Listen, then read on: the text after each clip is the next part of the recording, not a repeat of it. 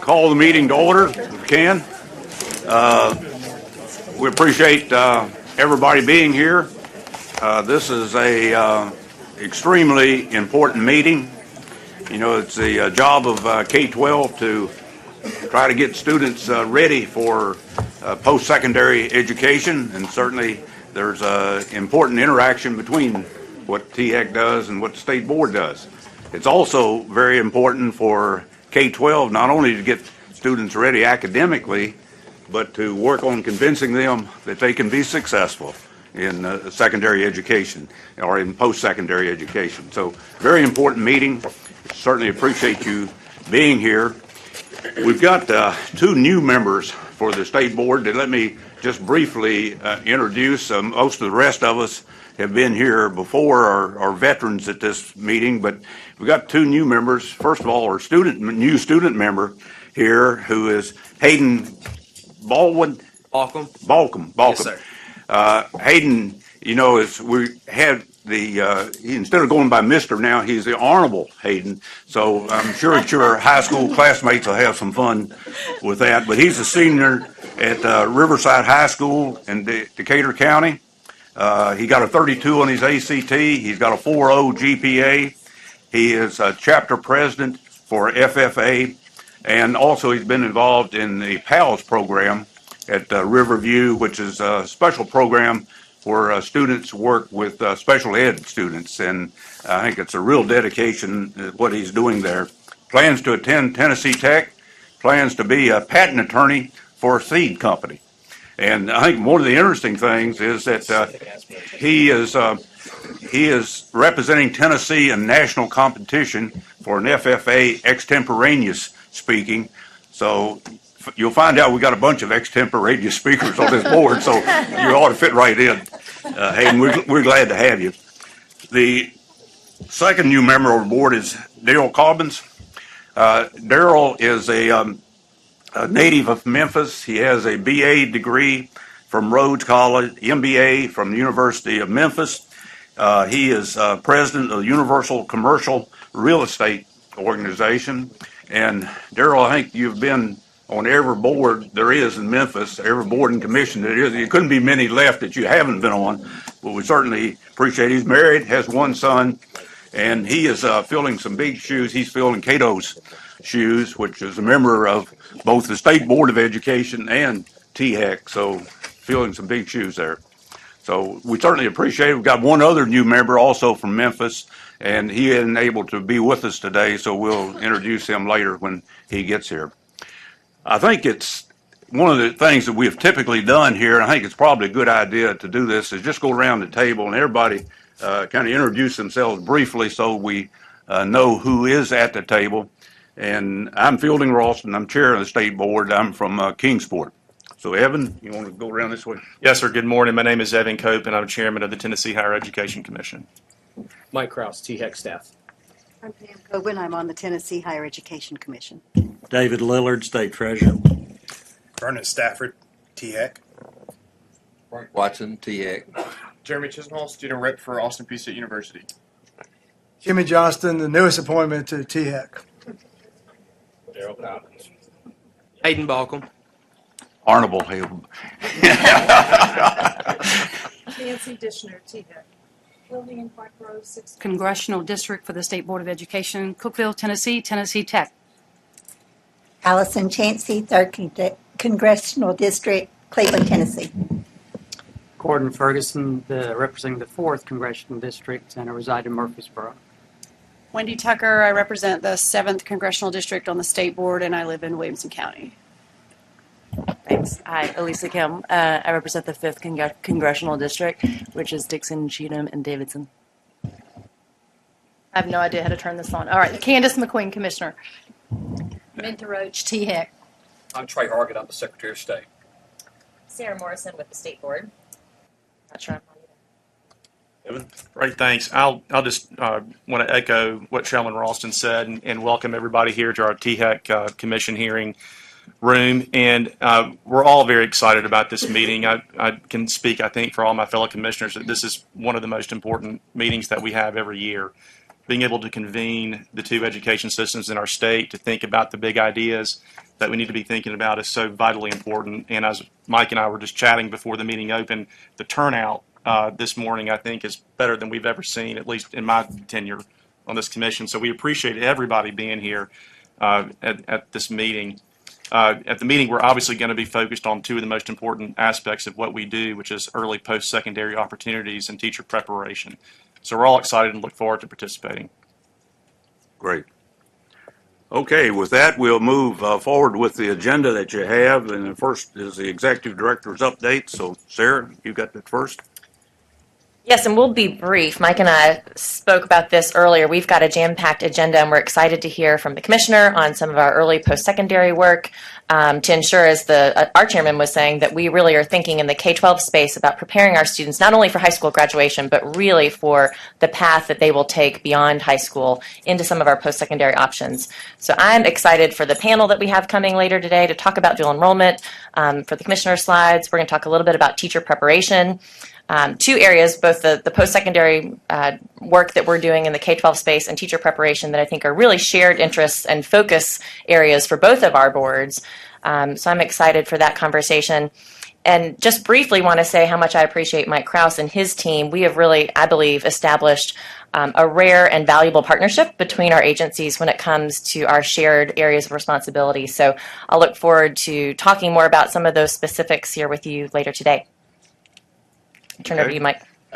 Yes, sir, Mr. Chairman. I will be very brief, just to say, now that you're here in lovely Parkway Towers, you see that we are we're not modest about our vision here at THEC to increase the number of Tennesseans with a post-secondary credential. But I also know that's a vision we share with Dr. Morrison and the state board, and with Commissioner McQueen and her team as well. One of my favorite moments in this job this year is I was on the phone with Candace and Sarah was beeping in, and I thought, this is K-12 higher ed nirvana. So we work together closely daily. Our team members work together closely daily. And I think that in service of this really big Drive to 55 goal, higher ed, our goal at THEC is to be the best partner we can for K-12. And the two agenda items exemplify that today.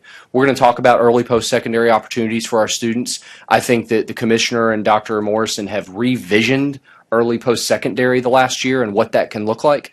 And then we're going to talk about educator preparation, and in particular, Chancellor Carver, one of our new university leaders, is going to share a little bit about how we're all thinking differently about having the state board, the Department of Ed, THEC, and teacher colleges at the same table to ultimately improve our teacher preparation in the classroom. So we appreciate you being here, and that is the extent of my remarks. Great, great.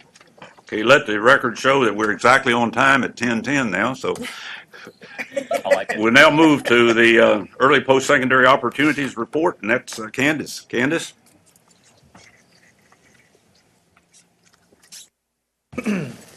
All right, pressure to stay on time. So I have until 10:30, so I'm going to move through a series of slides with you to set a stage of our post-secondary environment in our state, and then we will have more of a deep dive from THEC around dual enrollment specifically, but I'll give you some pieces that are a bit outside of dual enrollment space.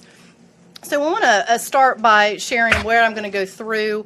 The first couple will be brief, and then we'll dig in more deeply into the landscape of EPSOs. That is a new acronym that I hope you will begin using. That stands for Early Post-Secondary Opportunities. And certainly we're going to talk through the spectrum of what we mean when we say EPSO. We'll talk through industry certifications, which we are considering as part of the EPSO landscape and environment, some of our implementation work, particularly around accountability, and then some discussion at the end. To frame the work that we're doing, we set a vision almost 2 years ago to ensure that the work that we do at the department is focused on districts and schools. We cannot physically, through the department with our staff, actually change the trajectory for 1 million public school kids across the state without ensuring that we have a theory of action where we're working with 146 school districts, and then specifically work with some of our lowest performing schools where we have engaged in state intervention. Also, we know we have to exemplify excellence and equity across all of our schools and across all students, so they're equipped to come out of high school with choice. That's very important, that they are embarking after high school with options and choices, and those choices haven't been narrowed based on what happened through their K-12 experience. We set forth big goals. Those 4 goals are that we would rank in the top half of all states on NAEP, that we would move more of our students to reading on grade level by the end of 3rd grade, that we would move our average ACT forward, and that finally we'd have the majority of our high school graduates not just going to post-secondary, really important, that they are earning a post-secondary certificate, diploma, and degree. I had a state just the other day say to me, you may be one of the only states that have a K-12 goal around the earning of post-secondary. You're not just saying, I'm going to get them there, but we want them to be successful when they get there and they actually can come out with that certificate, diploma, or degree. Just want to note, and I believe Laura Oncolad, wherever she is, thank you. If she will pass out our update to our strategic plan, I wanted you to have a hard copy document of something we released 2 weeks ago, which essentially shows where are we on the path to those big goals, as well as some progress on our strategic plan priorities. So we have a new moment in Tennessee. It is something that was created under the Every Student Succeeds Act, or ESSA, another acronym. I will keep saying these because these acronyms are immense in the K-12 space. But ESSA is the new federal law that we have aligned to over the last year, and then put forth the plan back in April and continue to iterate on that plan as we have feedback loops with the U.S. Department of Education. Under ESSA, we were required to have a very specific school accountability model that would result in a dashboard of metrics that we would use yearly to frame how our schools doing across the state. Most of you in here will know that as a state, we have been doing that for districts. We had a district accountability model, we had district-facing information, and we had a school report card that did not have accountability metrics attached to it. ESSA requires both your district accountability and school-level accountability. You'll also note that a little over a year ago, we had a state legislature moment where we passed something called the A through F school grading legislation. So not only will we have this dashboard approach to school accountability metrics, we will also be assigning every school in the state an A through F based on metrics that we worked with stakeholders on this past year. Folks ask me all the time, so when does that begin? It's actually based on work this year. And so the first A through F grading will come out at basically the beginning of the fall of 2018. So it's using the results from your 2018-19 school year. This is certainly not what the dashboard will look like, but I wanted to show you an example of what the metrics look like for both kindergarten through 8th grade, spectrum of schools, and then high school. We have always had in our accountability metrics for the district achievement and growth goals. We will have added a chronically out of school measure, which is a combination of measuring the number of students who are chronically absent, which means they're missing 10% or more of the school year, which is 18 or more days. Why that's important is nationally and in our state, we see that kids are chronically absent. They are less likely to be reading on grade level. They're less likely to graduate, and they're less likely to be on track across our other content areas. We also have a new measure. It's called ELPA. This is our English Language Proficiency Assessment. This is not how did they do on the English Language Arts exam. It's how proficient are they with the English language. And that's actually a new measure that will be part of accountability. Quickly, because I'm going to spend the most time on high school, we have included a new metric in high school beyond the chronically out of school, and it's something right there in the middle called Ready Graduate. So I'm going to dig into what is the Ready Graduate and how does it align to, quite frankly, THEC's goals, TBR's goals, all of our post-secondary goals that we have across the state. So in ESSA, we had a requirement to think about a measure that was outside of your typical state content test, these statewide tests that we do at the end of every school year. So what could we think about that would push our vision, would really align accountability to the vision we have as a state, but would be a measure different than statewide results, which are already embedded in the accountability system? So in our stakeholder engagement that lasted almost a year in the state, we were able to garner lots of information around how would you ensure more students are actually prepared for what they're going to face when they get to post-secondary. Meaning we want less students having to take remedial or developmental coursework. Meaning we want more students who have already had experiences in college level coursework while they were in high school. We need more students coming out with actual early college credentials while they're in high school. And why are those important? Because we see that kids who have those experiences, guess what? They're more likely to persist and be more successful when they get to college. We see that absolutely in our Tennessee data. If you have EPSOs, and let me define EPSOs, dual credit courses, dual enrollment courses, advanced placement courses, international baccalaureate coursework, Cambridge coursework. If you are earning an industry certification along a career and technical education pathway, you're more likely to persist and have better results when you get into a post-secondary environment. Also, if you have the 21 or higher on the ACT, it is that benchmark of college and career readiness. Those students also have a better persistence rate and results when they get into post-secondary. So where did we go with that information, both national and state data? Well, we created an indicator that's specifically for all high schools that essentially take the cohort of students that graduate, so we're looking at that graduation rate, and we're multiplying it by the students who would fall into one of these categories, meaning the student they don't have to fall into all four of them. We're looking for students to fall in at least one of them. So all of your graduating seniors would need to fall into one of these categories to get the credit, which again, credit means you're also growing along the spectrum of this Ready Graduate metric. First, are they scoring at least a 21 on the ACT as a composite? Again, that college and career benchmark. This is one our state has been talking about for now 3 years. So we have been growing in this area already, and one that was already in our district accountability model. So ACT is not different from what we've been discussing really now almost 3 years. We are now at a 19.9 state average in ACT. We were at about 19.1 around 5 to 6 years ago, and all of you in here know that to move this score 1/10 of a point is a challenge, but we have continued to move forward with ACT and are proud that we have an average of a 19.9 as a state. Still have room to grow, but we're working toward that overall average. Second, we want students, if they don't have the 21 on the ACT, because by the way, if they do, check, right, they get credit in number one.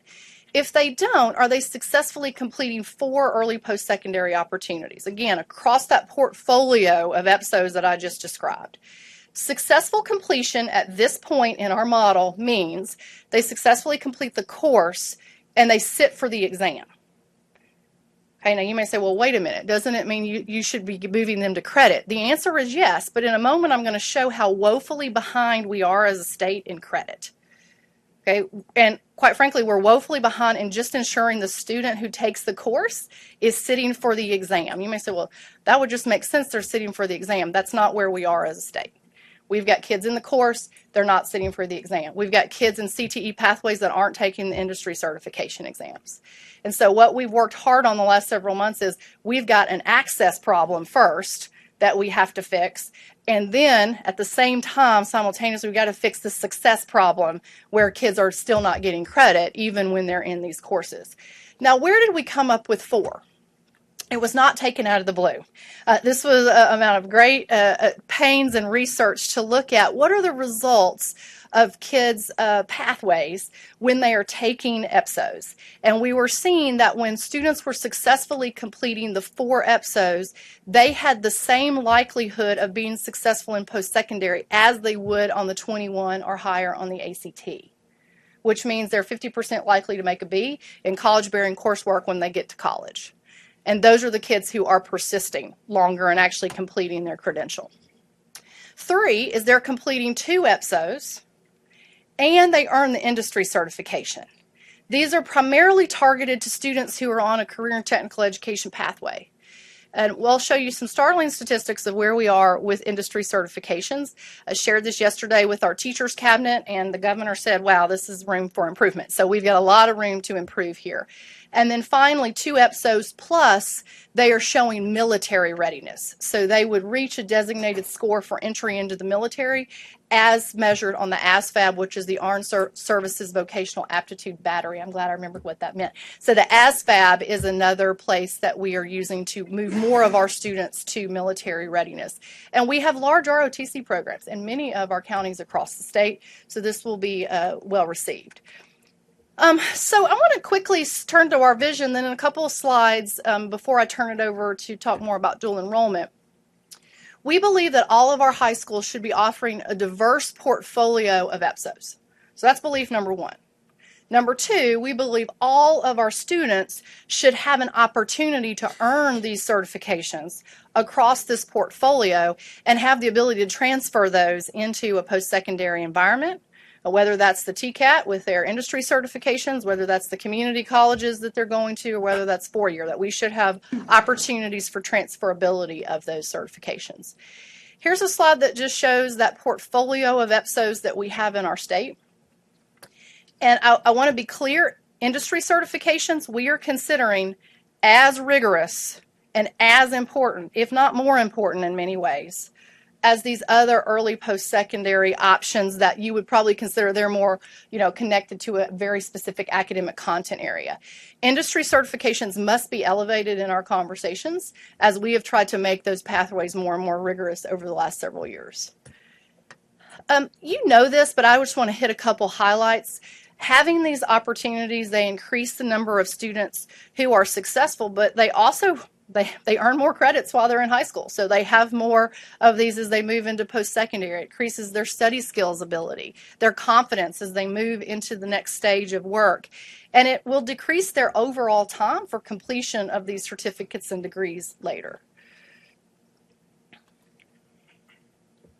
I love this slide because it shows across the spectrum we have work to do. So I want to hit this very briefly. We have issues with access to EPSOs. Right? Just quite frankly, having high schools that offer this portfolio of options. Second, we have issues with enrollment. Okay, our economically disadvantaged students are half as likely to enroll as our non-academically or our non-ED students. So we've got challenges in enrollment. We have challenges in testing. Despite our policies designed to alleviate financial burdens, we see that we have students that don't have access to the exams because of they're having to pay for it, right? You have to pay for your AP exams. Some districts are paying for them, some districts aren't. Some districts have these awesome foundation relationships and the foundations are paying for them. Some are not. So we have a problem across that test moment. Credits earned. We have large differences in the exam pass rate across these subject areas and EPSOs. And finally, credit articulation, which I'm going to harp on here at the end, is a significant problem for us where we have variances across our community colleges and TCATs and how they're actually accepting the EPSOs that our students earn at the high school level. Quickly, EPSO landscape. Here's the good news. Nearly all Tennessee high schools are offering EPSOs. So that's the good news. Now, you may see that there is 8% that's offering none. So we have a small number of high schools that offer none. That will change based on some legislation this past year that actually is now law, that you have to offer at least 4 EPSOs. They don't have to be 4 different, like you have to have for 1 AP, 1 dual credit, 1 dual enrollment. They could be 4 dual enrollment. It could be 4 dual credit. But now all high schools are required to actually offer 4 EPSOs based on legislation passed last year. You can see if you have more options, then you certainly are increasing the number of the portfolio of opportunities that kids have. Now, even though most high schools are offering these, we have just over 40% of that 2011 graduating cohort that we are following several years down the line that actually attempted an EPSO. So you may say, well, what's the challenge there? Well, even though they may be offered, schedules can be a problem. Certainly, it can just be not an expectation for students to take them. We're not targeting students across all of our student groups, even though we are seeing they have the aptitude to do it. They're not being asked to actually take the courses or being encouraged to take the courses. I mentioned this earlier. This is a striking slide, and it's one that keeps me up at night. We have non-ED students, so students that are not economically disadvantaged. They're twice as likely to have the chance to earn college credit in an EPSO as a student who's economically disadvantaged. So we have a very significant access problem where certain kids are on these tracks to early college, then to post-secondary, and certain kids are not even being given the opportunity. Why? One, they're not even offered at their high school. Or number two, they're a student who has the aptitude, we see this every year, to do these courses, but they're not in them. And so there are reasons why that's happening. Let me move to this one. Regardless of ACT, students with EPSO experience are more likely to graduate. I want to note our data really bears that out. Regardless of your ACT, even if you're not at the 21, if you are taking EPSOs, you are more likely to have the confidence and the competence to move into a post-secondary environment. Also, early post-secondary courses are key to sort of decreasing or increasing post-secondary enrollment and decreasing these gaps that we see among student groups. It's very encouraging in our data to show when kids that are in some of our more historically underserved groups are taking EPSOs, they're actually becoming more likely to be successful and are being successful when they get to post-secondary. Quickly, barriers to success. There are several. You saw across that whole spectrum, we have them. I want to start with number one because this is a joint meeting with THEC. We have no uniform statewide EPSO acceptance policy across all of our institutions. So that's a number one priority as we have this conversation today. We have a low number of eligible students taking advantage of courses. We have access to IB and Cambridge across the state, but we're not seeing it in some of our larger sort of populations of lower performing student groups. And so we need to increase access even in International Baccalaureate and Cambridge. The proximity to the community college and our TCATs for dual credit and dual enrollment is sometimes a problem, right? You're trying to offer these courses and you're 100 miles potentially from the TCAT. Now that's fewer and far between across our state, but we still have what we're calling those pockets where they're not seeing a higher ed institution for 80 to 100 miles. And that's harder for them to see what's possible, and it's harder for you to make those partnerships. And finally, a big one, we are really starting to talk about availability of teachers, effective teachers, teachers that are trained to actually teach these more rigorous courses. I'm going to end with industry certifications. This is the one that I'm going to harp on a whole lot this year, and I've already got some great partners in the field who are working with me on our messages. We have 42 approved industry certifications that are aligned to high growth, high need areas in our state. They're across 27 different programs of study, anything from healthcare, CNA type certification to advanced manufacturing to what we're specifically doing in IT. So we have certification opportunities across these 27 programs of study, not in all, but in most. And we're not seeing our CTE concentrators, these kids who are actually on the path, actually taking the certification exams that are associated with the pathway. We are seeing that right now, the number of students who earn the certification, it accounts for about 7% of our concentrators. Talk about low-hanging fruit. We pay for the exam. Unlike AP, we have Perkins Reserve money that we use for districts to pay for these examinations. So they're national exams, but they're covered in terms of finances. And we're seeing that we don't have enough districts taking advantage, quite frankly, of the money that we have. We've only expended, I think it's 41% of the funds we have available for this. I'm going to give a shout out. I do this everywhere I go because we need bright spots. I'm going to give a shout out to Rutherford County. Rutherford County is the county that we believe is an example of how this work can happen around industry certifications. They have really rigorous pathways, great partnerships with the folks around them, their TCATs, their community colleges, and their 4 years. But they're also really aligning to the expectation is kids need to take the certification exams, and they're the only district we have that spent all of their money last year. We actually had to up the amount that we gave them this year. So Rutherford County is a highlight in the work that we're trying to do around certifications. All right, I'm going to end with funding. Actually, let me say something about funding. We do not pay for all students to take advanced placement exams. There are some opportunities with some assistance for students in different areas, but we do not pay for all students to take AP. So I just want to note that is a barrier. We are paying for our local dual credit and statewide dual credit, and we're going to talk about that in a moment. We are paying for industry certifications. And folks say, well, because you're not paying for all of these, and by the way, we pay for 2 dual enrollment courses. Even in the areas where we are paying for them, we do not have enough students taking advantage of it. The areas where we're not paying for them, we don't have enough students taking advantage of it. So part of this is about belief and expectations and access, just as much as it is about finances. But we're trying to obviously fix this problem holistically. Plan for implementation. I just want to note what we're doing before I turn it over to Emily, but we have a variety of work occurring right now. We have new accountability metrics that certainly we're talking about. We're helping our LEAs begin to review their offerings. And Casey Hogner-Wren, our new Assistant Commissioner, if you'll wave, for College, Career, and Technical Education, just briefly do a big plug for the new document that y'all put out that we have out in the field right now that is getting rave reviews. Yes. Document? Yes.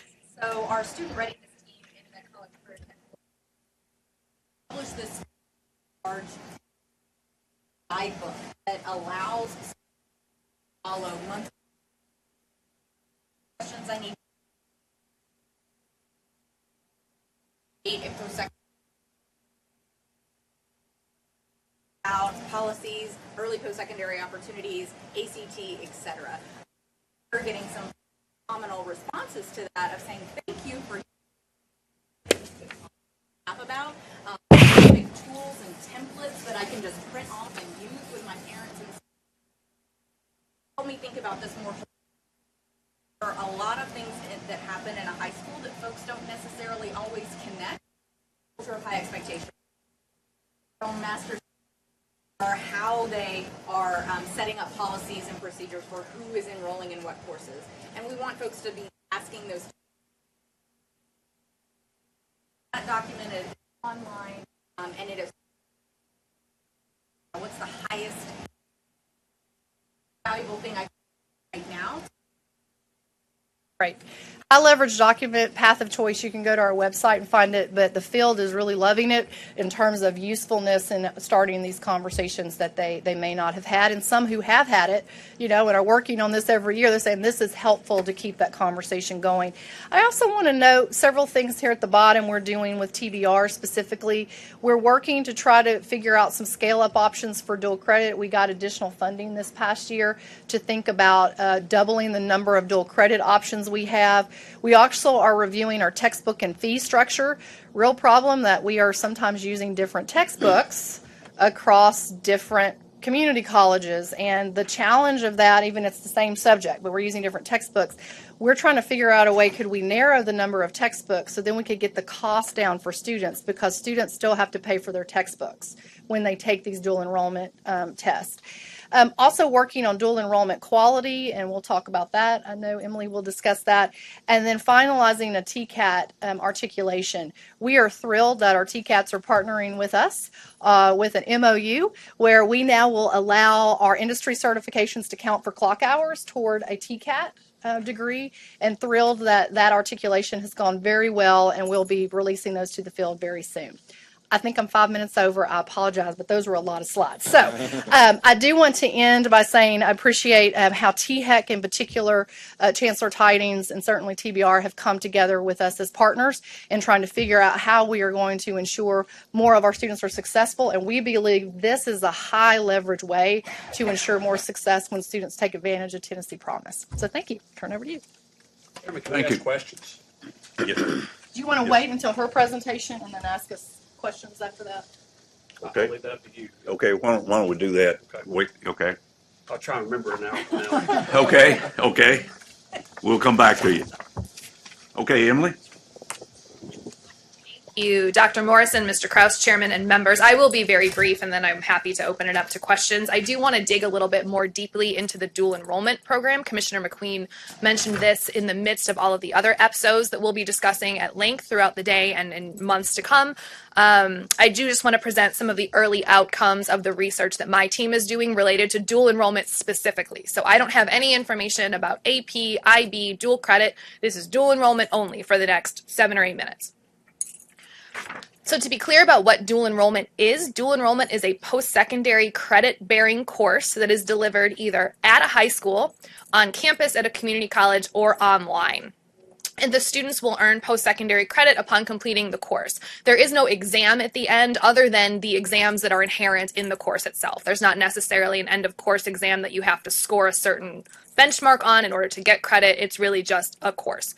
To Commissioner McQueen's point, there is some variation in how transferable these credits are between institutions both in Tennessee as well as in the region and nationally. So that is often left to some extent to the discretion of the institution how they want to count those credits, and so that is fodder for further conversation for sure. THEC does provide or administer a dual enrollment grant through lottery funds. The first 2 dual enrollment courses for which a student enrolls are covered by this grant. That's a $500 value, if you will, of the first 2 dual enrollment grants. The third dual enrollment course is subsidized by $200 by this grant, and the 4th course does not have any kind of granting available. So it's 5520.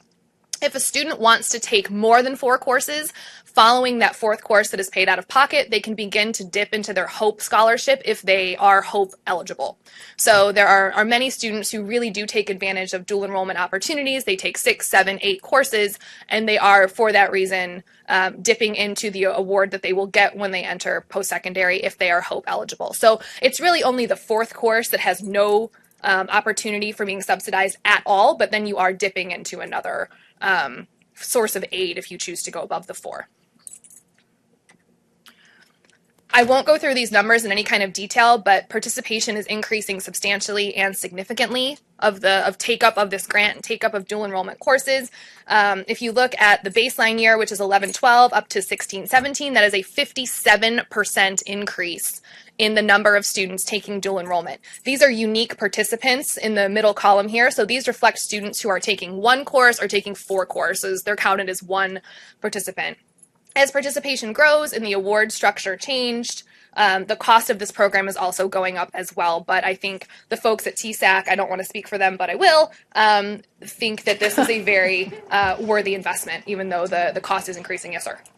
Let me dive into one very important point. When you see that the largest spike has happened between 14-15 to 15-16, which in our mind shows the payoff of a bet we made. The bet we made was that the old structure where students had to pay a $200 gap per course limited this course, the data told us, largely to students that could afford it. But more than anything, it just hindered the message. And if we've learned anything from Tennessee Promise, clarity of message matters.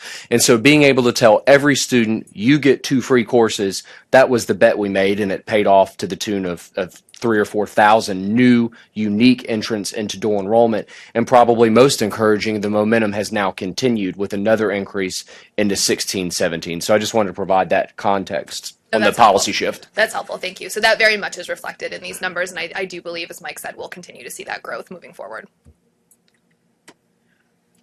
Thinking about who takes dual enrollment, Commissioner McQueen mentioned some gaps in access and gaps in equity. That is true of dual enrollment in particular, or specifically when we talk about dual enrollment as we do the other EPSOs. These are typically students who are on their way through high school. They're juniors and seniors. They are higher achieving, higher income students on average. On average, they are primarily non-minority. They are 75% white, and they're about 60% female. So there are plenty of opportunities here to think about gaps in equity and gaps in access along these lines, and really encourage students who would benefit very much from these programs to engage, not only in dual enrollment, but also in the other EPSOs. Yes, ma'am. What's EFC? EFC is expected family contribution. So that's a proxy for income. That's how much you can contribute upon entering post-secondary, so that reflects like a middle or upper income. Thank you for clarifying that. A $10,000 EFC is about an $80,000 family income. That's right. That's right. So, thank you. For the most part, students are taking these courses through a community college, be that through a partnership at the high school, online, or on campus at a community college. That represents about 3/4 of the partnering post-secondary institution and where the courses are taken.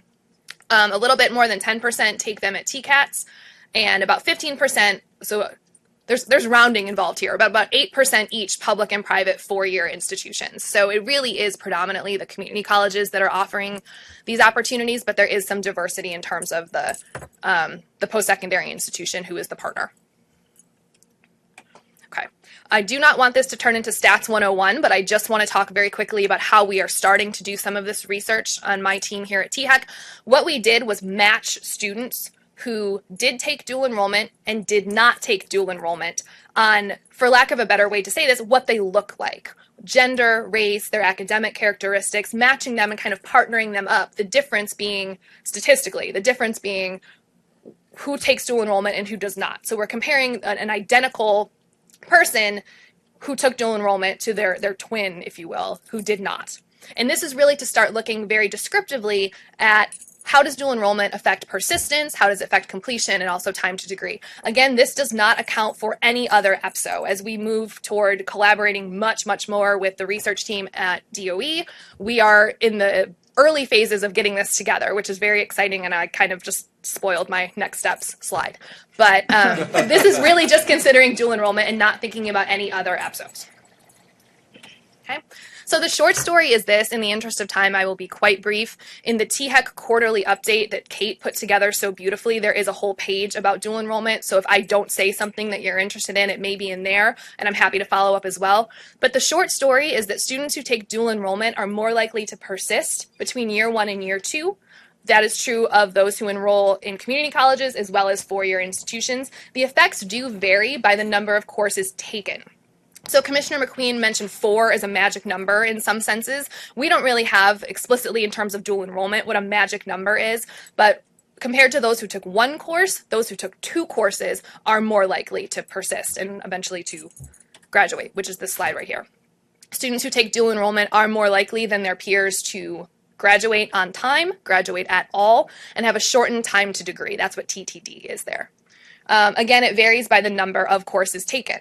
So in terms of next steps, I already did mention collaborating with the Department of Ed, the research team, and the work that they're doing over there. That's my last bullet down here. Looking at the effects of all of these EPSOs. Is one differently affecting students from others? What is the combination that is most efficient or most effective for whatever outcome we're looking at?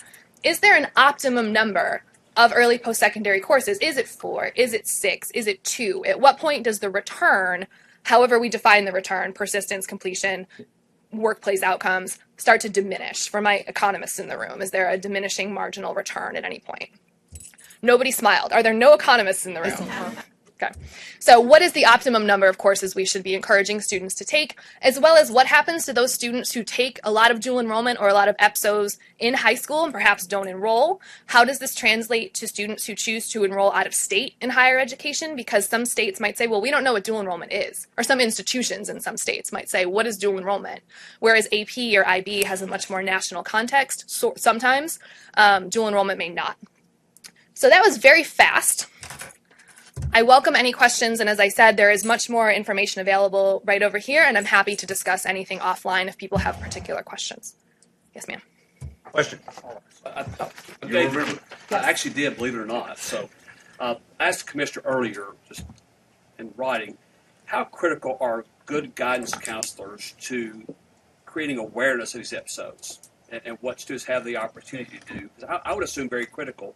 And if they are, how prepared are guidance counselors across the state in a macro fashion?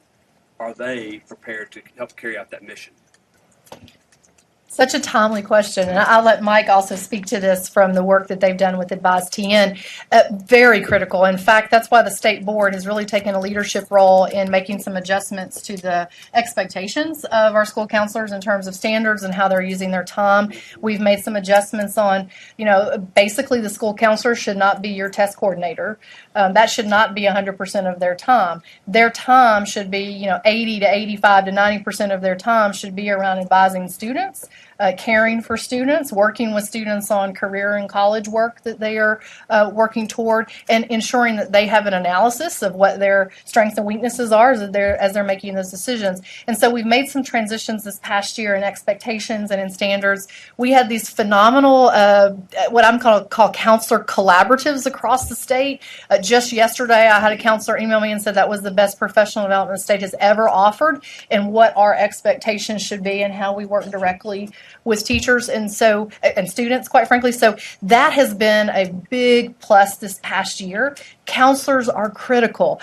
But we put out a report last year that said while counselors are critical, counselor ratio to student demand is still challenging, right? You can't possibly have that unique relationship with every student like you would want, even with counselors having better training and understanding.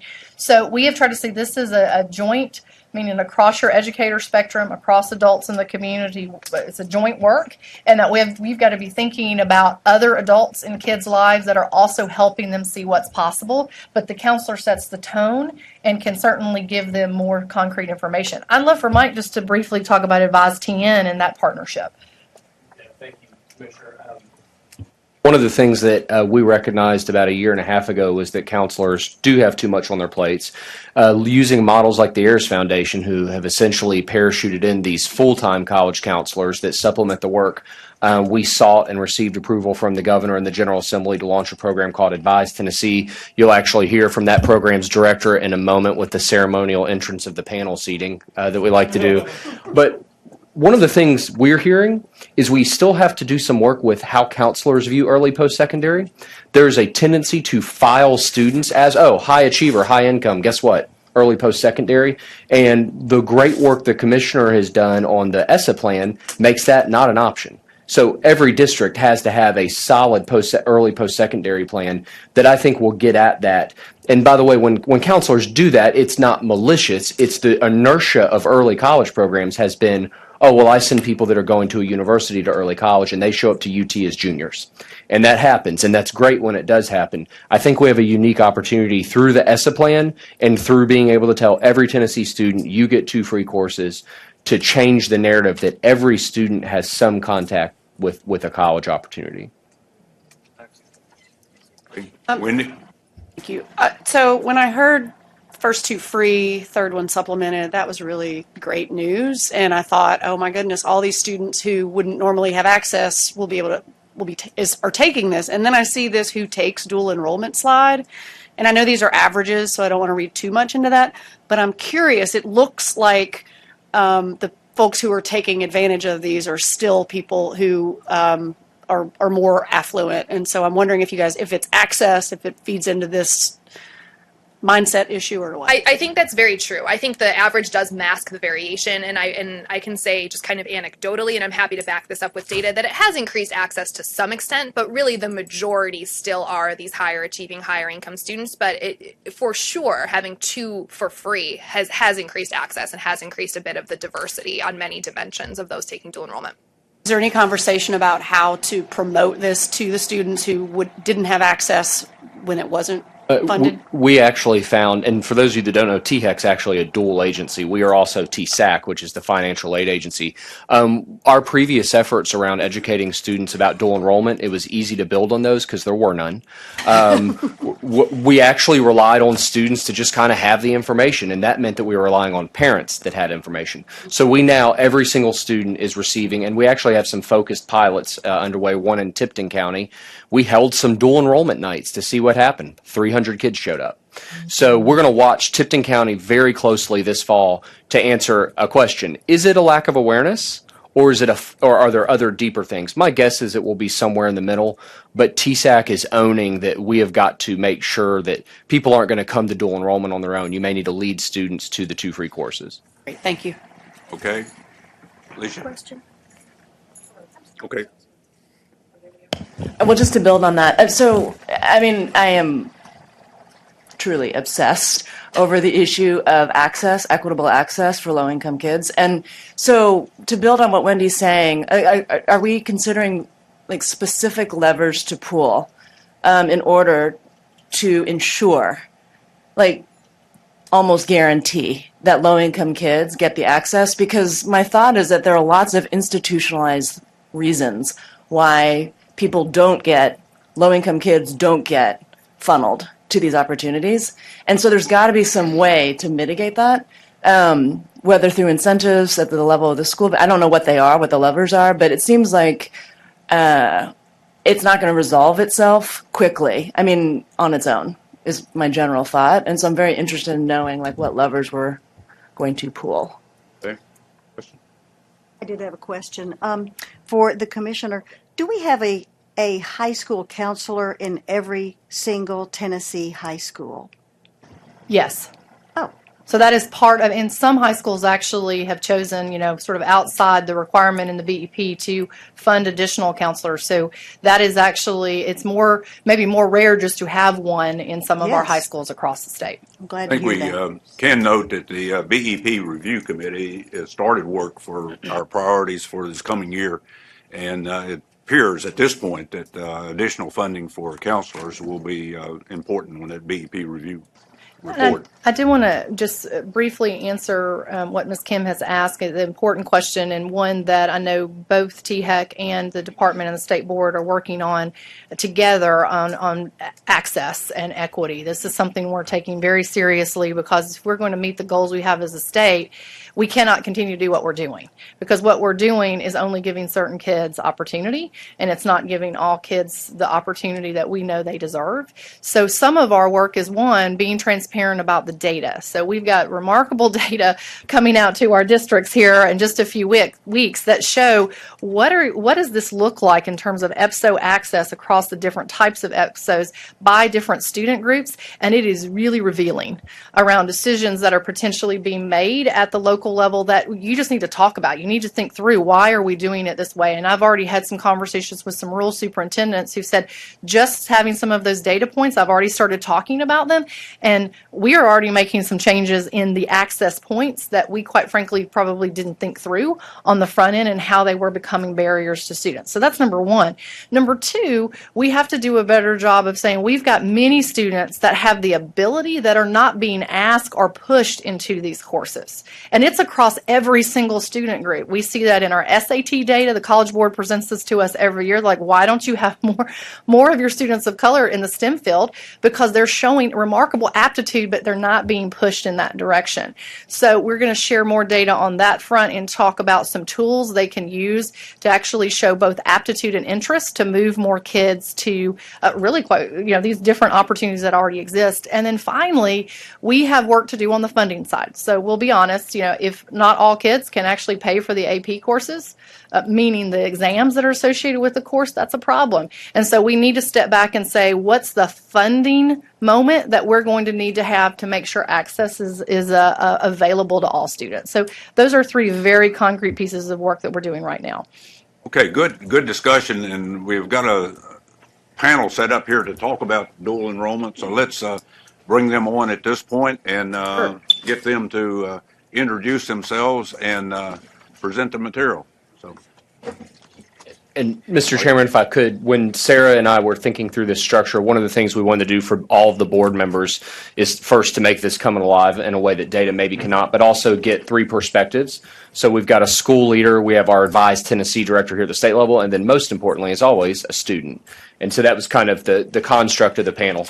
Okay. Good morning. Is it working? Okay, great. So here with us today, like Mike said, we have several different perspectives on what dual enrollment is like at the building level, at a counselor level, and at a student level. So Grayson is here. He's actually now a sophomore at UT Martin, majoring in engineering. He did dual enrollment at UT Martin, Jackson State, and Bethel. So we're looking to you for some perspective on using those multiple courses and at different institutions. But he actually was recently awarded the Outstanding Freshman Award at UT Martin, so that's a really high honor for him. We have Dr. Julie Orr, who's at Fairview High School in Williamson County, was also a vice principal there and has been a classroom teacher in both Tennessee and California. And then Dr. Sharika Nims, who is our Advise Tennessee director, but who also has come to us from Columbia State Community College as director of student services. So both an institutional and counselor perspective on what we're looking at here. So first question for all of you, what do you see as the benefits of dual enrollment? Just to reiterate, I'm Grayson Chandler, went to Adamsville High School, and I now go to UT Martin. But benefits of dual enrollment, they're immense. They're the best preparation you can get for college, because I love the new policy change y'all had, because the first two courses I paid for, I was blessed enough that my family could help me out, but the policy change, and I got my last course for free, and it helped a lot of the students around me because I know some of them had to pay for it out of their own pocket, and so when they saw that it was for free, it opened up a lot of opportunities for them. But yeah, it's a great preparation that you have to study for, that opens you up to the studying you're going to have to do in college, and I think there's a direct correlation, which is backed up by numbers as we've seen, to the people who take the dual enrollment classes to the ones who don't. I'm so glad to be sitting next to you and know you. I won't say the curriculum pieces that I think are incredibly obvious and well stated. I think that the additional pieces that we often don't talk about, and we've started to talk about a little bit here, the shifting perceptions of people in the building when dual enrollment courses are happening more. And by shifting perspectives, I mean of teachers. So teachers and counselors who do, without a lot of thought, track kids, certain types of kids into dual enrollment classes. When you get kids who aren't those kids in those classes, you shift some perspectives and you begin to see that all kids, all types of kids, deserve access to that. So that perception is key. We also haven't talked a lot about parents here, and shifting the perspectives of parents in this conversation is just as huge. So when we're having conversations about access, there are a number of institutionalized realities that make dual enrollment courses for some families really scary, really intimidating, really that tap into the trust of the institutions around us. And I think those are pieces that we have to continue to think about and talk about when we're talking about generations of non-college going kids and how we're dealing with parents in that way. And I think certainly dual enrollment and all of the episodes help to set a college-going culture in the school building. So it really helps to establish that this is a school that is really committed to seeing our kids go to college and succeed there. But especially for the students, it really provides them with the experience with academic rigor. You know, this is what a college course is going to be like. So it really kind of helps provide that bridge to what their academic experience is going to be like once they are on a college campus. Okay. The next question, you guys keep the mic. How are your students, or how were you guided into dual credit? Was it a GPA? Was it a standardized test score? How were the students being routed, in your experience, into these courses? Well, my guidance counselor in high school she was very thorough, and she guided us all, everybody, no matter your standardized test score, your GPA. She guided everybody to take these dual enrollment classes, so I was very thankful for that. But which having those scores help you get pushed along into it. But she did a good job in that, and there was also the conferences that he talked about that were set up. We went to dual enrollment meetings, but mostly my guidance counselor did a lot for it, and I was very thankful. Definitely everything that you just mentioned. We use some tools through College Board that shows us kids who should be entering generally AP classes, but we generalize that data. I don't know that we have this down pat very well or all the way yet at Fairview High. So when we begin to look at our numbers that we're happy about but want to be better, we have to begin to ask ourselves what our own perceptions are. What is the purpose of these dual enrollment courses? Is it just academic success? Is it just A's in those courses? Because if that's the most important thing about a student taking a college level class, then we might not need to have students in there who have lower standardized scores, right? But if we believe that exposure is a part of those types of courses, if we believe that all kids deserve that type of exposure, then we begin to shift the conversation. If we begin to think that girls belong in STEM classes or mechatronics fields, we begin to talk to girls about mechatronics and STEM. If we begin to recognize that we don't have the number of students of color in those classes, then we begin to have targeted conversations. If we begin to have conversations about first-generation students, right, whose parents, again, are those parents that I just talked about, then we change the types of conversations that we're having. So it's a little out of the question, but I think the type of conversation that we're having when we get all those kids need to be individualized, and we need to know who those kids are that we're talking to. From my experience, it's definitely the counselors and the teachers that are the primary proponents for pushing students into dual enrollment courses. One of the neat things when I was at Columbia State that I experienced is because there was such a strong partnership between the college and the community, dual enrollment really became a culture. And so the community was very aware of it because the college was very deliberate in working with the school to educate the parents about dual enrollment and the opportunities available. So parents knew to ask for it. So if the teacher or the guidance counselor, didn't push it for their student, the parents knew to ask for it, and the college knew, hey, you've got this many students, how many are taking dual enrollment courses, and what are the needs for this particular community. So it really became a culture, and that's one thing that I think could really help with getting more students of color, particularly in dual enrollment courses. Overall, what are some of, and we've mentioned what shows up in the data about who's taking courses, what more on the ground has been challenges for you all in increasing dual enrollment or accessing dual enrollment?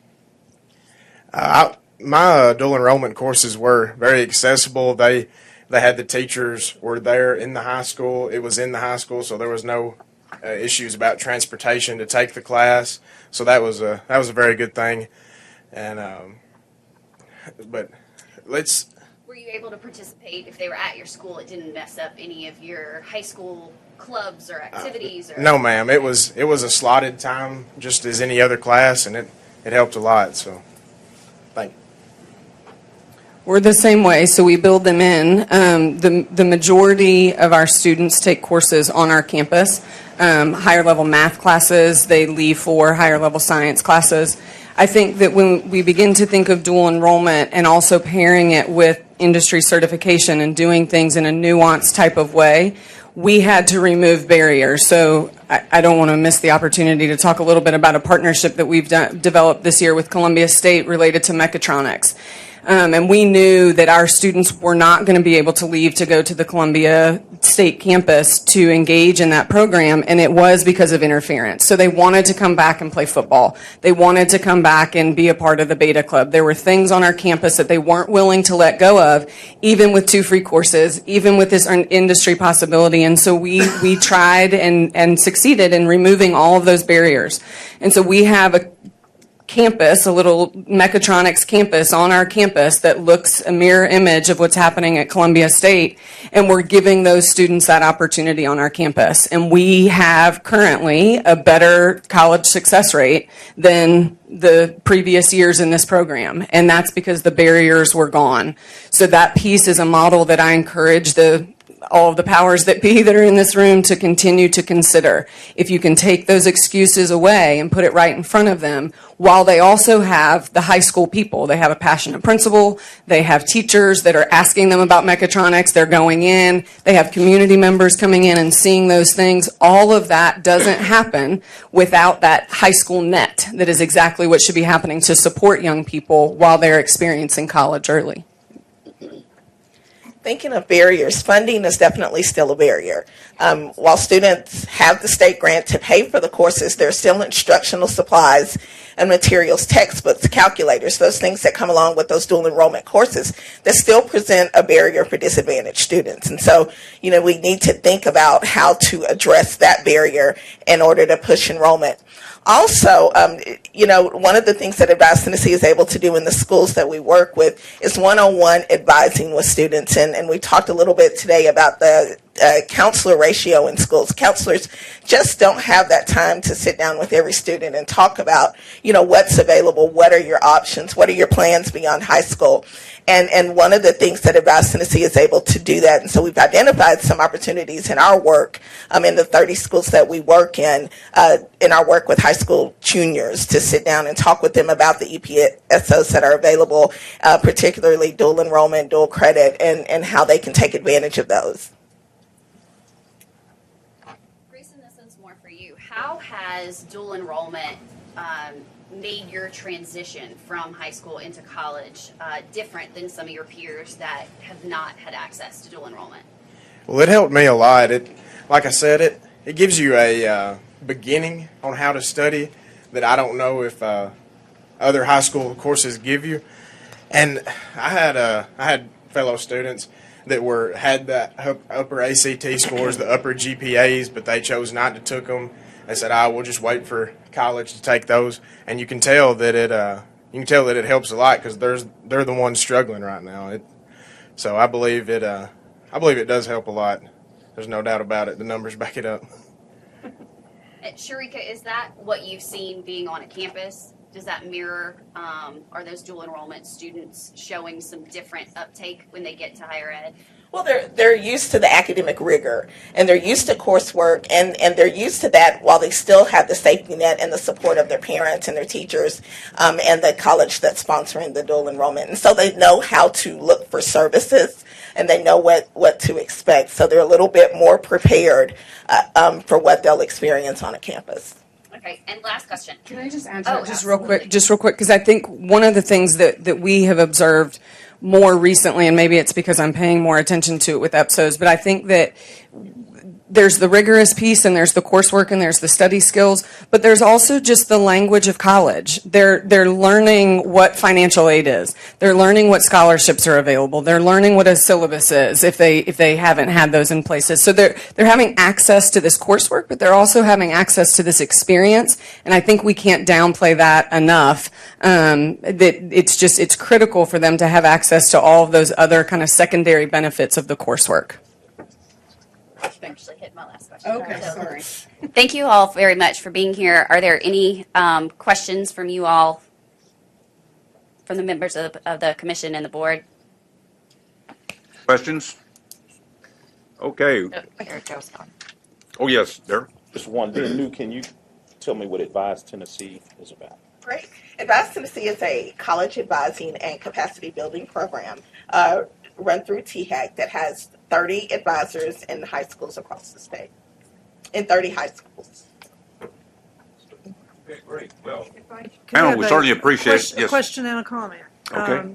Question is, I'm wondering if in the demographic data as we move forward, we could look at geography as well, Emily, that we could see if what the numbers look like for rural Tennessee as compared to urban or a small town. I think that'd be very helpful to us, and I think you're going to find that we have some issues we need to address there just as clearly as some of the others. And then a comment from our experience at the Niswonger Foundation, because we have a team of college and career advisors supporting our 31 high schools in Northeast Tennessee. And we've had a particular focus on dual enrollment. And one of the things that I know that has been true is that we probably have quadrupled the number of students who've been interested just by having that college or career advisor to talk with them in their schools and show the importance of that activity. But I can tell you, at least from a rural perspective, that the things that are really causing us a struggle is, one, the cost of the textbook. If you take a disadvantaged student, even if you pay for the course, that $100 may be the decisive point for that family, and they have to decide not to move forward. The two courses I still have concern about because if we can move forward and allow them to take the others with a Hope Scholarship, why can't we allow that to continue right after that second course? Why do we stop them at that point? Because when you make the decision to do that, you are dividing. You're segregating students, and we need to be more careful of that. The AP test is also, the reason they're not taking that AP test is they can't afford the AP test. And so as a state, we need to make a decision, I believe, that we can move forward with that also. And then the final thing I would say is, this is a critical factor with rural families because it's not that they don't want their children to be successful. They just don't know how to help them to dream to be successful. And I believe that what we're doing with the EPSOs is really helping to change families, because what we know from our college and career advisors is that if a student has that first taste of post-secondary, the opportunities are just endless for them then. And it's not just about the student, it's about mother and father, because they didn't know that was possible either. And it also helps them to see that it is affordable and a reasonable approach. And we've even seen parents go back to school as a result of the fact that we've led the kids back to school. And so I thank you and applaud you, Commissioner, for the work you're doing on this. Okay, great. Good discussion. I think the last point you made is terribly important. We've talked a lot about the benefits of dual enrollment and so forth, but I think one of the biggest ones is just to convince the kids and the parents that they can do this. You know, that it isn't something that's out there that's unattainable. It's something that they can do. And if they get them started that first course, perhaps they will decide to continue. I think it's very important. Okay, panel, thank you. Good job. Appreciate it.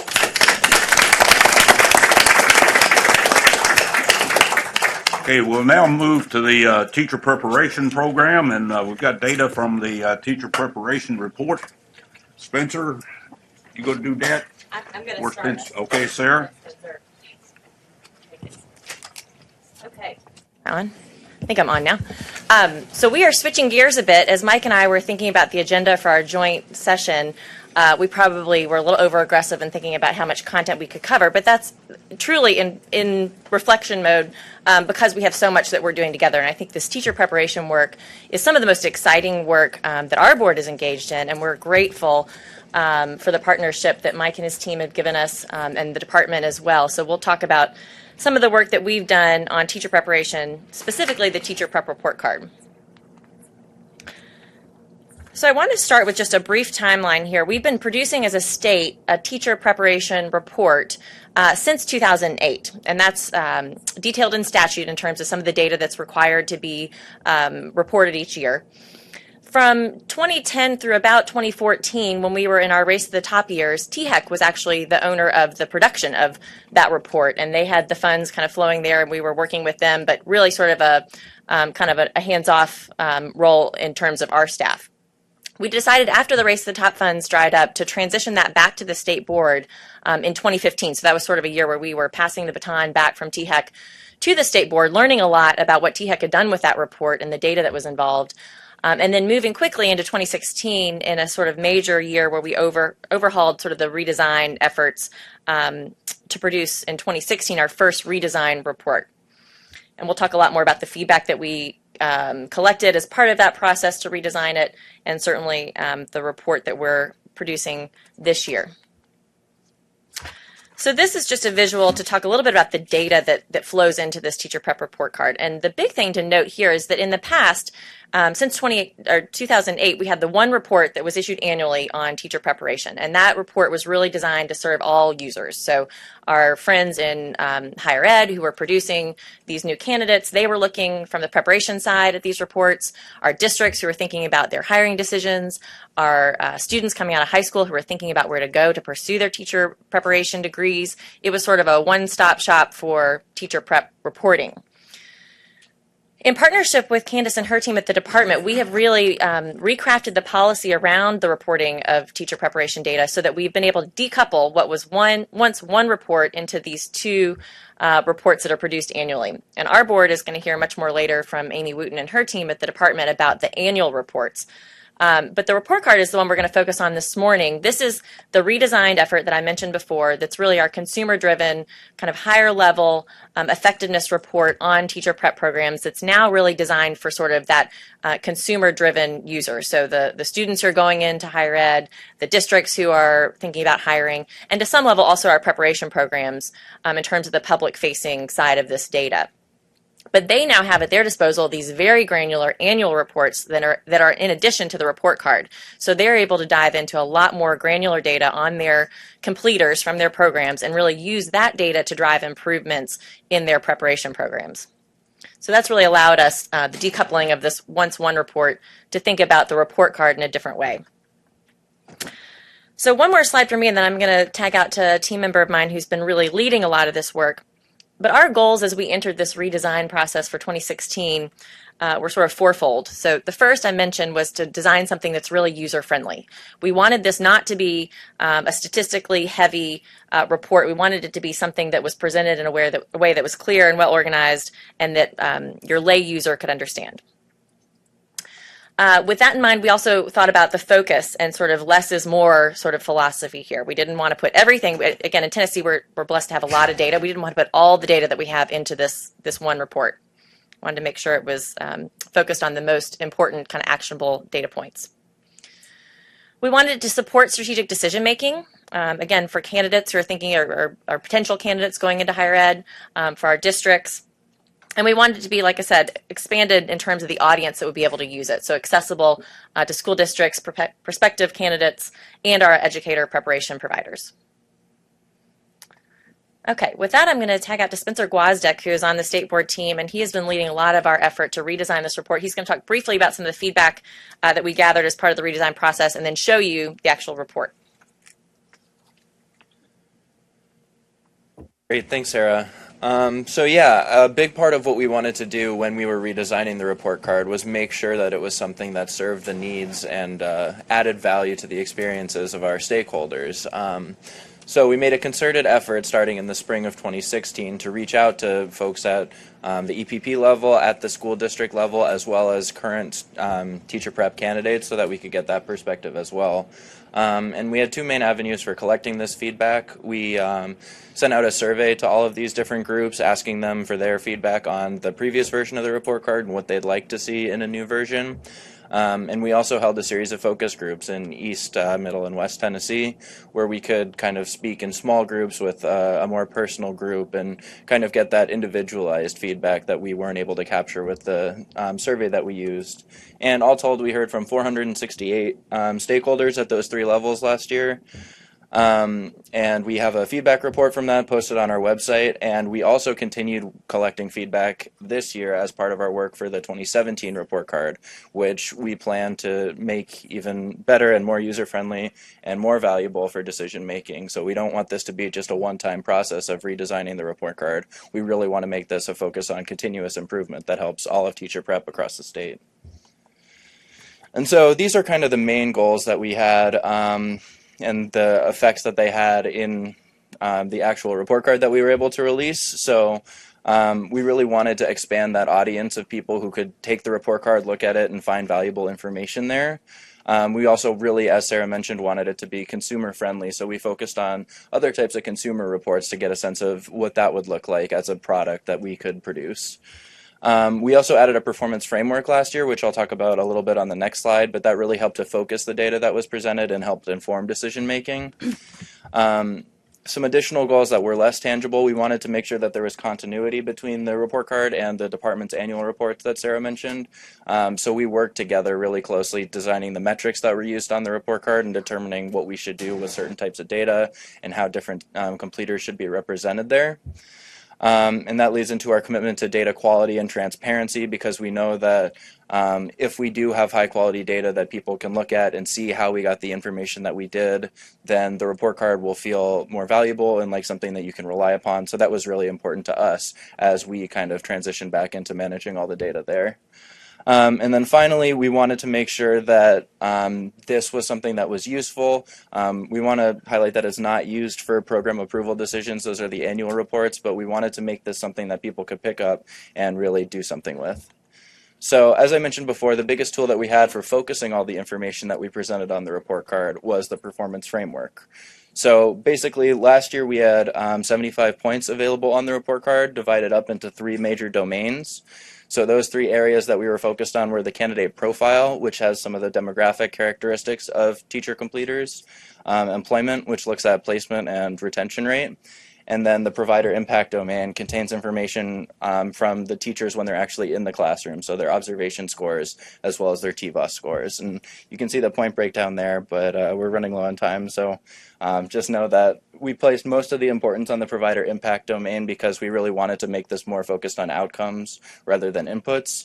So we wanted to give people the opportunity to show what they were able to prepare their students for when they go into the classroom. So based off of that performance framework, we were able to create 4 different performance categories to highlight some of the higher performing EPPs across the state, as well as to focus on some of the places that still need some improvement. And this was sort of the breakdown that we found for the first year.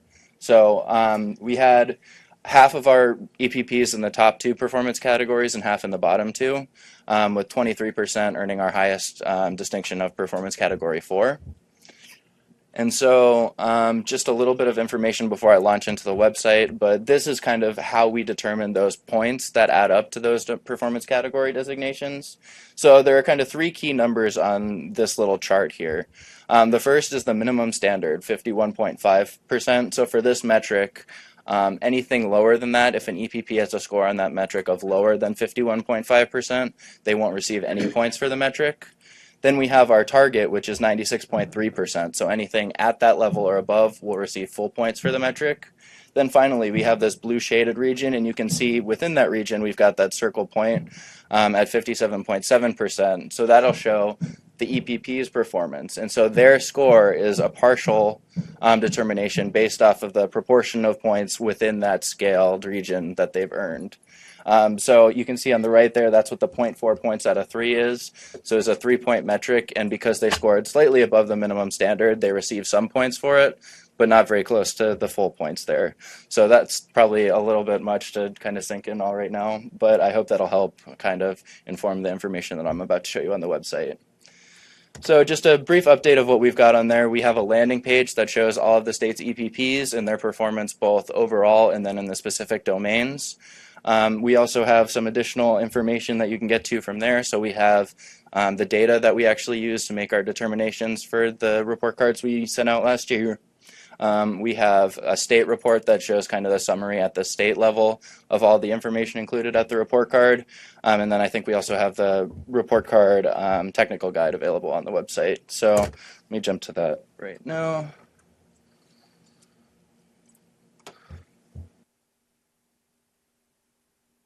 This is our main site, teacherprepreportcard.tn.gov, if you want to spend some more time on it afterwards. But as you can see, we've got those options I was talking about up here. And then if you scroll down, you can get to the different EPPs.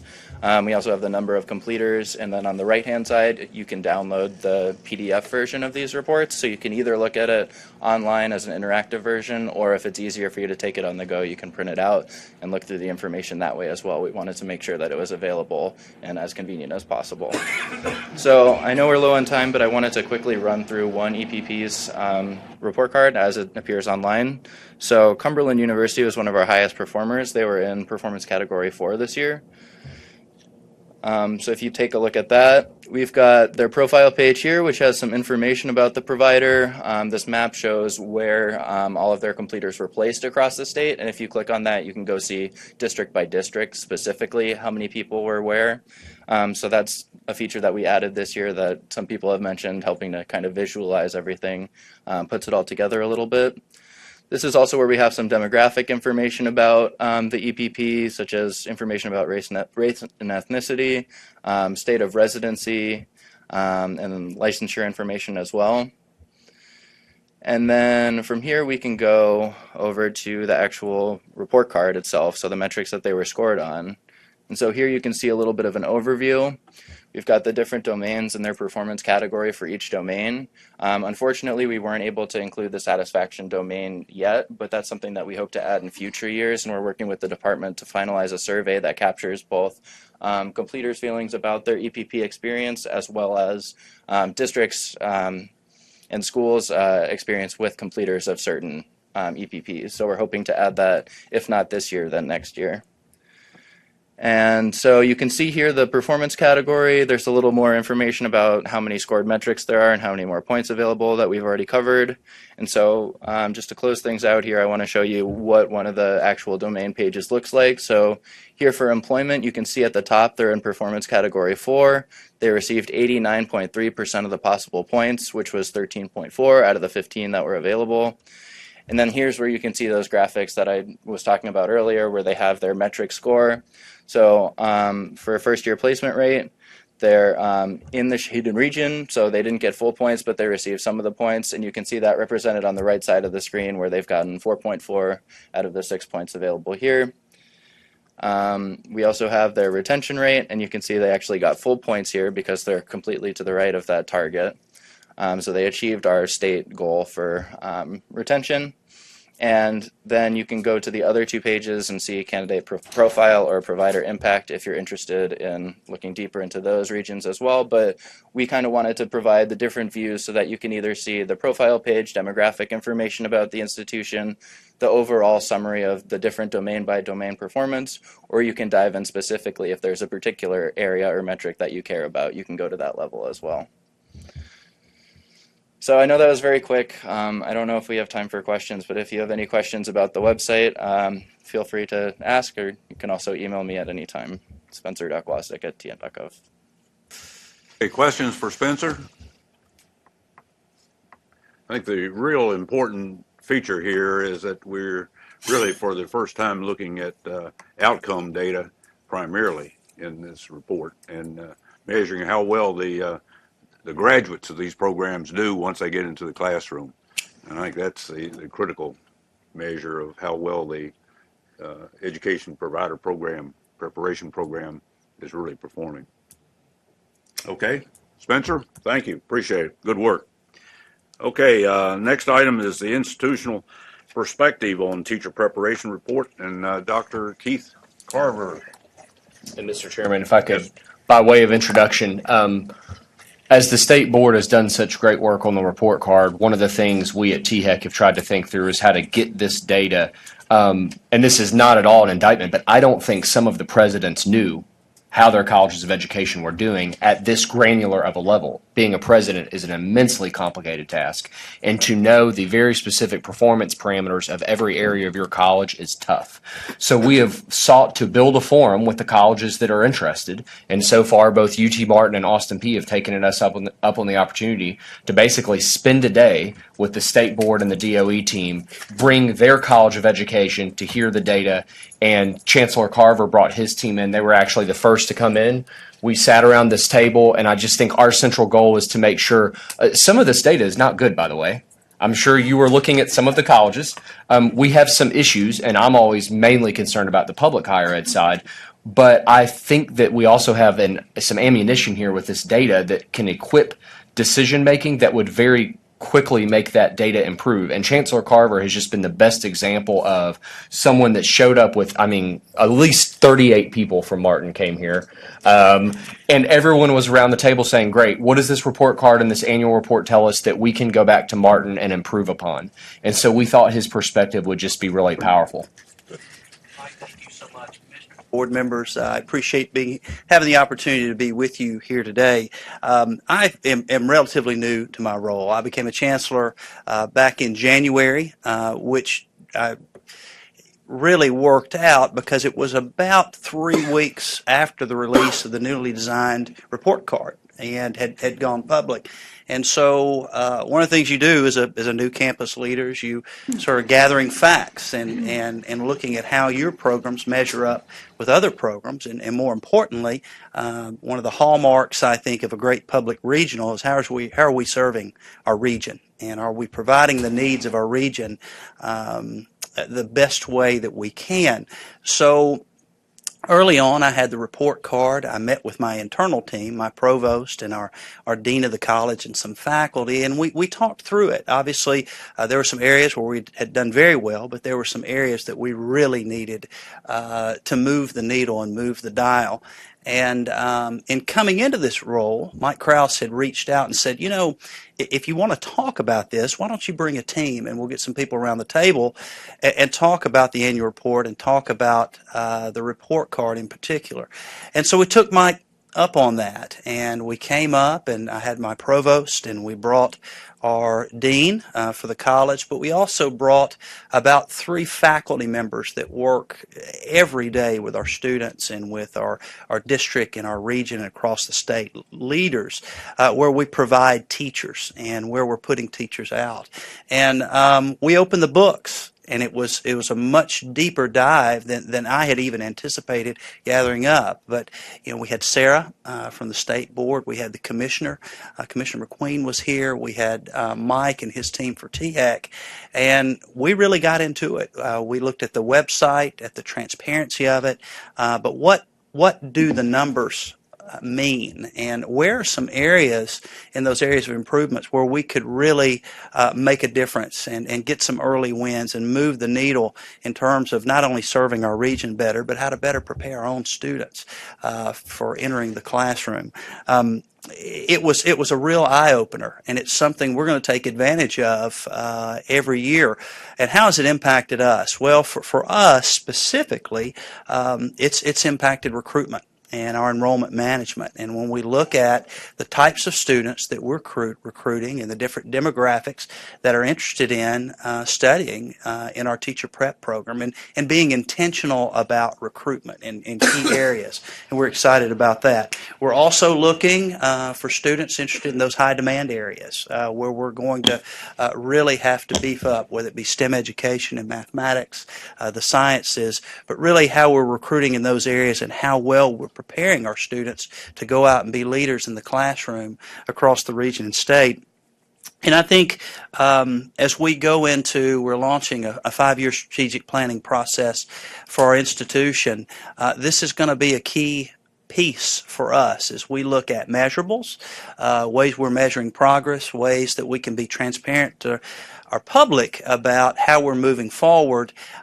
This is going to be a piece of that because this is an annual way to really give a good barometer check on how we're doing, and we really want to improve. And I can't tell you enough how helpful our partners in the state were. And just one editorial comment, and then I'll stop because I realize now I'm between your meeting and lunch, and that's really a Commissioner Roach, not an enviable place to be. But I think in the past, our State Board of Education, whether it be the Commissioner's Office, whether it be THEC, they've always had a fantastic role in terms of holding us all accountable, which we need, or providing some structure and some operational support. I want to tell you all that it's a new day because we also need to add in resource. These folks are a resource for us, for chancellors, for presidents, all the way down to our deans and provosts, but actually our teachers who are working in teacher prep. It is so easy to get access to these folks, and I'm grateful for that. And we're going to continue knocking on the door, Commissioner, and coming back and finding new ways that we can make our corner of Northwest Tennessee a better place and improve what we do for education in the region. And I want to thank you all for your willingness to be open. It's also opened some new doors to us with K-12. As a result of this meeting and as a result of some conversations that happened afterwards, we've also, Pathways Tennessee, as obviously a state organization, agency, working with K-12, looking at career prep and career placement and planning. They're actually coming, and we're going to house them on the Martin campus for that Northwest Tennessee region. So for us, that's a new partnership with K-12 that we gained in a very unintentional way from a conversation that happened right in this room. And we're excited about that. That helps us more align with our TCATs, with the community colleges in the region, and it's a fantastic opportunity. So again, thank you for allowing me to be here today.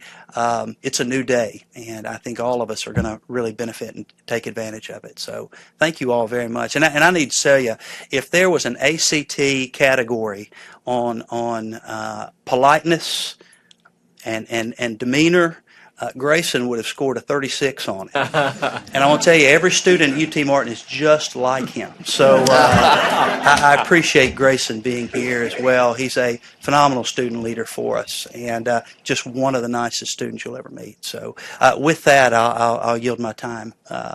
Mike Krause. Thank you. Chancellor, I would just say thank you again, and I would close to the other presidents in the room, and there are several. Give us a chance to do this for you. I promise you it will not be a waste of time. Sarah's team and Candace's team are so talented, and as I was watching them with Martin and Austin P., they were consultants. That's exactly what they were doing.